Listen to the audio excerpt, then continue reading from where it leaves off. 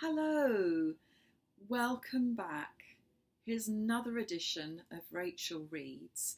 Today I'm going to be telling you the story of the Lightbringers by Karin Celestine. It's a brand new book, it's just been published, and I was lucky enough to receive this in the post, brand new, and I think it's a beautiful story just for this time of year, and I'm going to enjoy sharing it with you.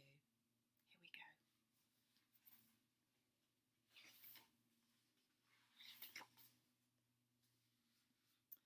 The story says, "For all who walk with a quiet heart, but especially for Jenny, a warrior of the light."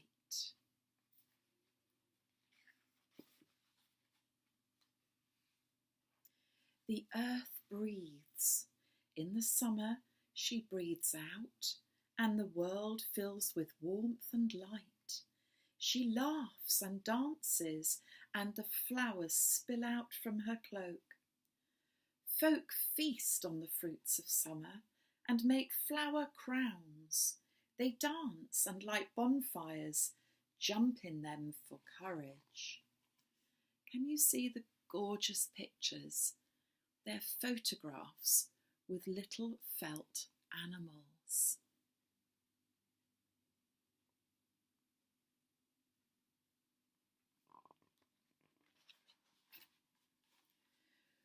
When the earth has danced and laughed till she is tired, she settles down to sleep. The flowers gather up the light, I'm going to hold this in close, and warmth and hold it in their fruits and seeds.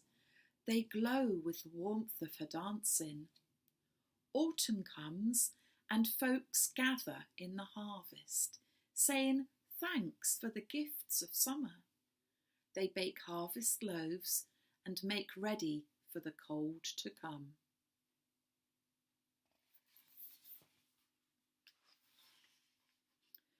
Small creatures hide the light away in their burrows and dens. The earth breathes in. She breathes in the light for warmth as she sleeps. The creatures keep safe the last sparks of light deep underground.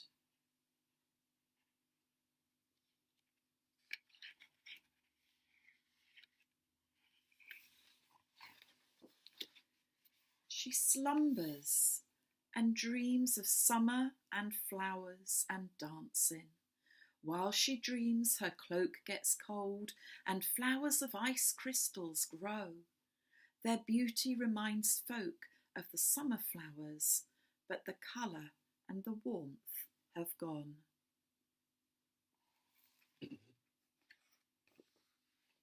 She breathes in further and it becomes dark. We feel like the light will never come back again. The small ones burrow down, guarding the light. You see, it's dark, dark hole. She breathes in further and dreams her dreams. The cold bites and the darkness enfolds. But then she shifts in her slumber. There is a pause, the pause between breath in and out, between heartbeats.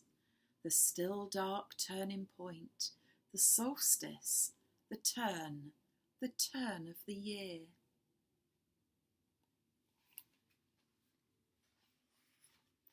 Folk bring in trees and decorate their hearths. They light candles and Yule logs to remind them of the warmth and the light they yearn for. You can see the little mice here with all their stockings and their lights.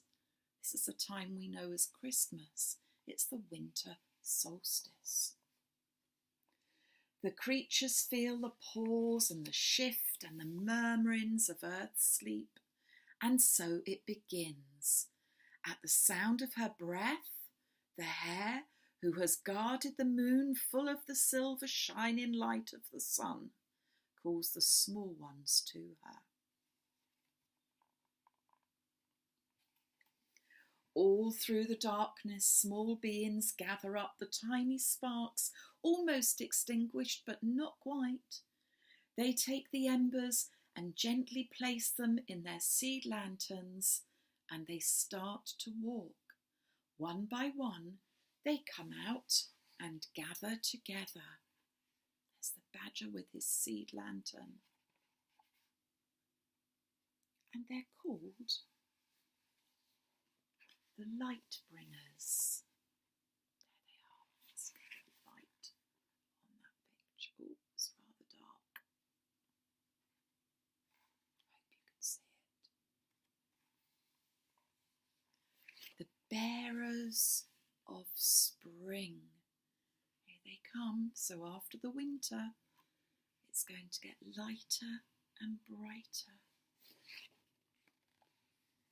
And here's the hare. That's a very dark picture. Here's the hare with his light. All the light of the sun captured in the moon. They find each other in the darkness and they walk. They scurry through hedges and woodlands. They pass the Mari Lloyd, the riddle horse, on her procession through towns and villages. They pass the wassailers, the tree guardians, singing loud songs and banging their pots and pans in the orchards.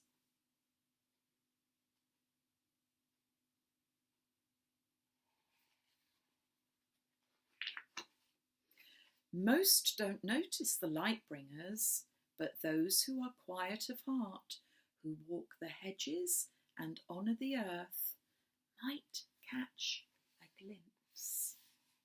Can you see them? If you look very, very carefully, they're in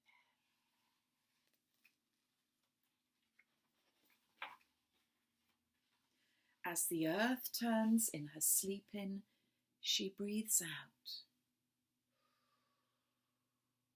The long, slow breath that will warm her and bring the flowers and her laughter. As she turns, she breathes. The hare keeps calling, and they come, in ones and twos, in small groups, they walk together.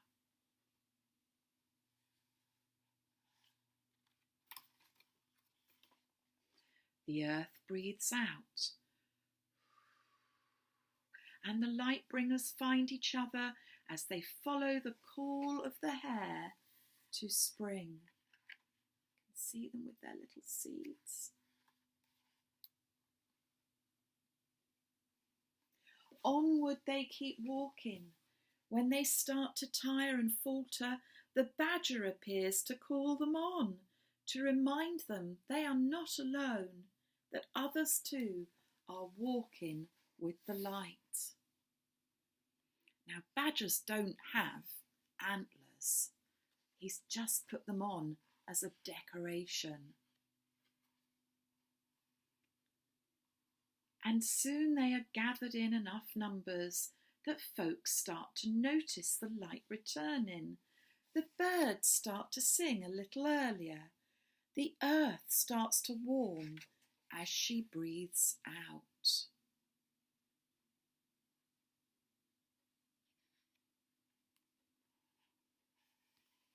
The Lightbringers combine their tiny sparks to light the earth once more, and she starts to wake.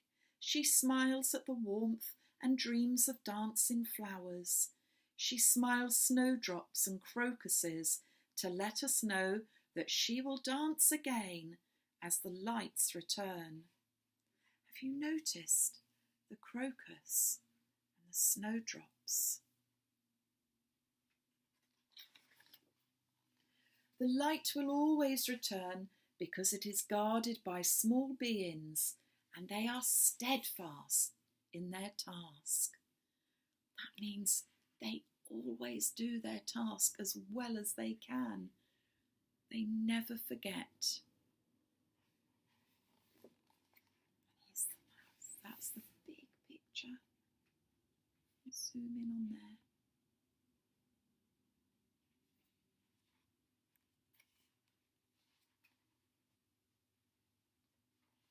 That's the end of the story about the darkness and about spring coming again.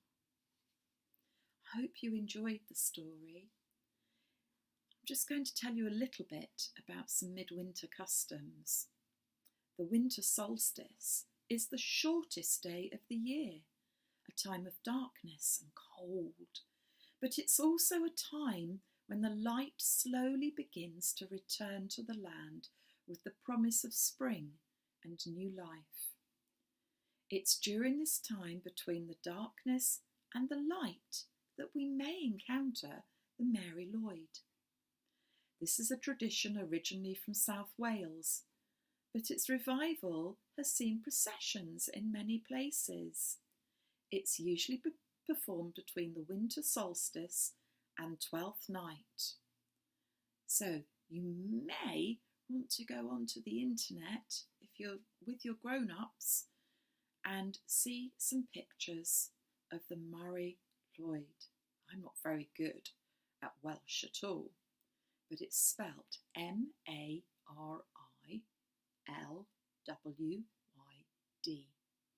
Have a look and see what you can find out. I really hope you've enjoyed this story. It's something a little bit different and a little bit special. You take care now, and I'll see you again for another Rachel Reads. Bye-bye.